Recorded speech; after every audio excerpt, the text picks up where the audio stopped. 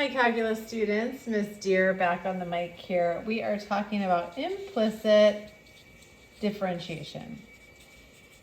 And so, differentiation.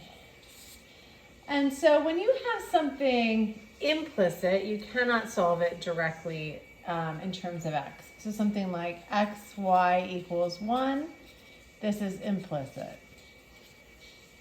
Whereas y equals 1 over x, this is explicit. And so this is what we've been doing up until now.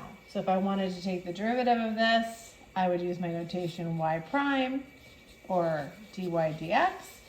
And I get, I'd have to rewrite this as y equals x to the negative 1. So my derivative would be negative 1x to the negative 2. Of course, I don't leave any negative exponents, so this would be negative 1 over x squared. So whenever I'm taking the derivative, it's most often with respect to x. So something like the derivative with respect to x of x cubed is just 3x squared. And this is just our standard explicit differentiation.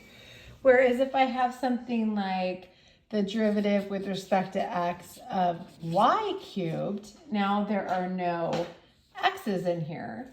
So I take the derivative and I get 3y squared and I throw on dy dx.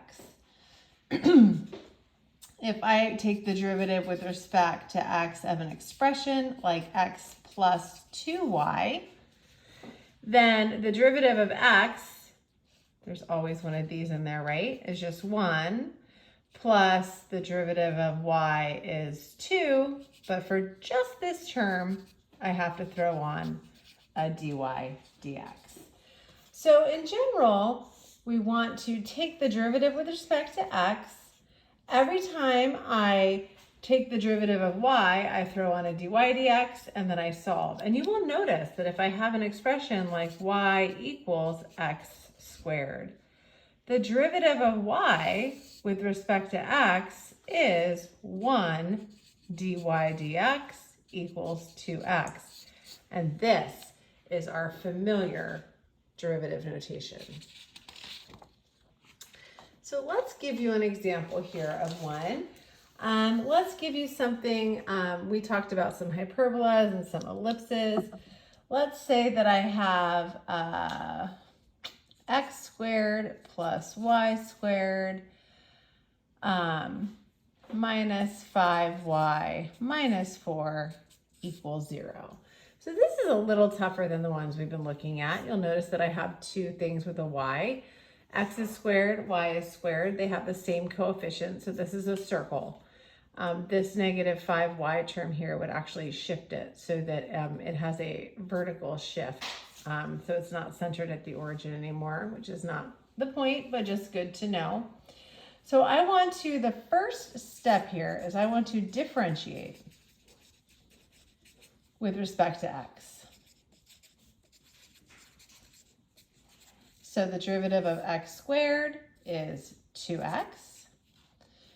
The derivative of y squared is 2y. Because there are no x's here, I go on and throw on my dy dx. Minus the derivative of 5y is 5. Again, I'm taking the derivative with respect to y, so I need to throw on a dy dx. The derivative of a constant, no matter what I'm taking the derivative with respect to, is 0, and I get 0. So now I want to collect all of the dy dx on one side and solve, just like it's a good old algebra problem. So these both have a dy dx in them, so I'm going to keep them. I'm going to throw this on the other side. So I get 2y dy dx minus 5 dy dx equals 0. 0 minus 2x. Now I want to factor this out. So I want to factor out dy dx on one side. So now every term on the left side of my equation has a dy dx, so I can take it out. And I have left 2y minus 5. And on the right side of my equation, I just have negative 2x. And the very last thing I want to do is solve for dy dx. So because these two are multiplied, the last thing I would do would be divide both sides by 2y minus 5. So I get dy dx equals negative 2x over 2y minus 5. And notice that my derivative has x's and y's in it because, again, this is not a function, so my derivative depends on both x and y. I need both pieces of the ordered pair to actually solve for the derivative. All right, so let's do one here. Let's say that I have x squared plus y squared equals 25. So this is a circle centered at the origin with a radius of 5. So step 1, I want you to find dy dx. So just going term by term, the derivative of x squared is 2x. The derivative of y squared is 2y. Because there's no x there, I'm going to throw on my dy dx. And the derivative of a constant is 0. So dy dx equals, this gets flipped to this side, negative 2x divided by 2y, or negative x over y. So step 2, can I find the slope of the graph at the point 3, negative 4? So first of all, we can see that the point 3, negative 4 is in fact on this circle because 3 squared plus 4 squared is 9 plus 16 is indeed 25.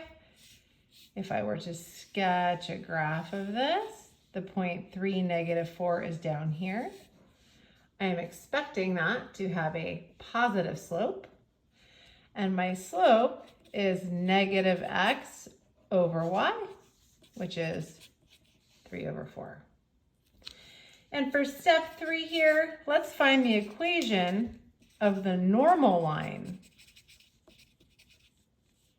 to the graph at the point 3, negative 4. Well, to make a normal line, remember normal means perpendicular, I need a point and I need a slope. So here's my point, 3, negative 4. If this is the slope of the tangent line, what do I need to do? I need to flip it and find the reciprocal. So the slope of the normal line is going to be negative 4/3.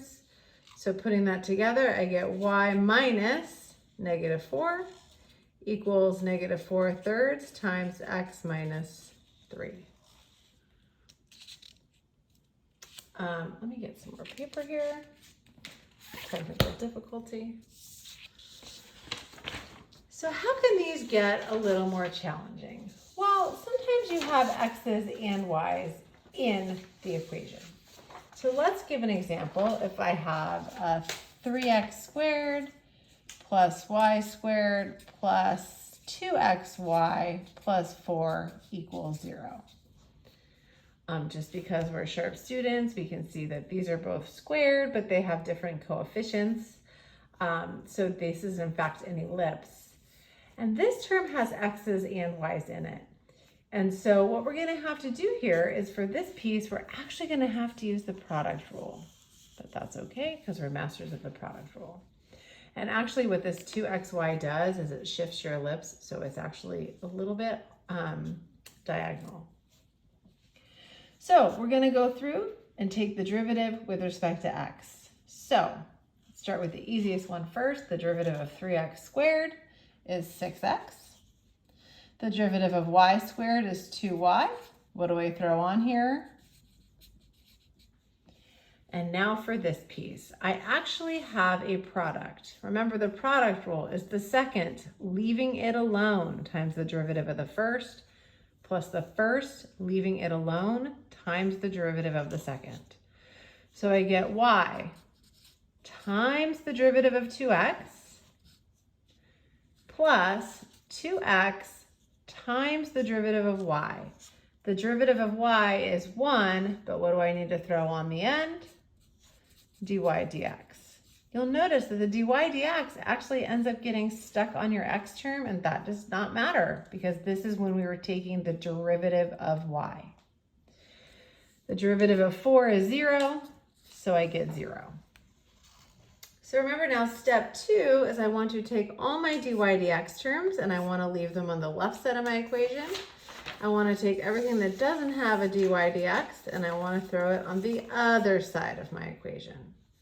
So I get 2y dy dx plus 2x dy dx equals negative 6x minus 2y. I can then factor a dy dx out of both terms here, just like it's a variable.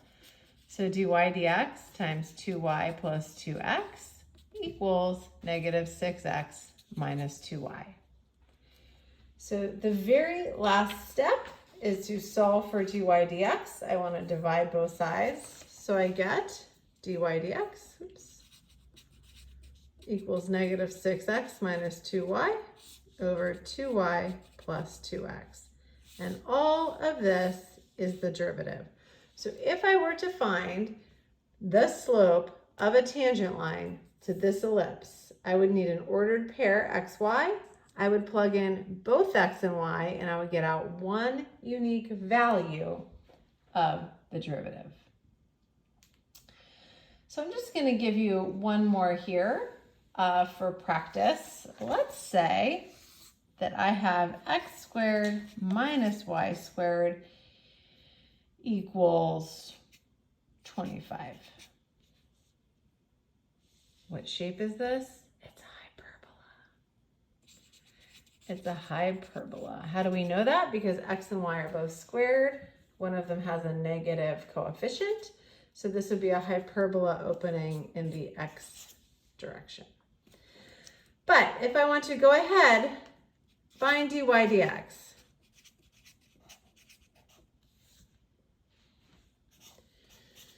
So I'm going to take the derivative with respect to x, the derivative with respect to y, and throw on a dy dx, and I get 0. So dy dx equals negative 2x over negative 2y, or negative x over y. Whenever you have something that is an implicit, it almost always is going to end up with both x's and y's inside of your derivative. So I'm going to have you go ahead and read some examples in your book and give it a shot for these some of these more challenging ones.